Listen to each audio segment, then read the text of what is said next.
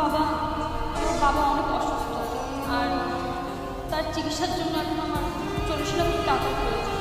1 টাকা আমি কোথা থেকে কীভাবে ম্যানেজ করবো, আমার মাথায় কাজ করছে না। আমার কাছে তো এখন এত টাকা নেই, তবে একটা উপায় আছে, আমার বসের কাছে যাইতে। আমার বস এরকম অনেক করেছে, তো আমার বসের কাছে যাইতে। চলো তোমাকে বসের কাছে নিয়ে যাই।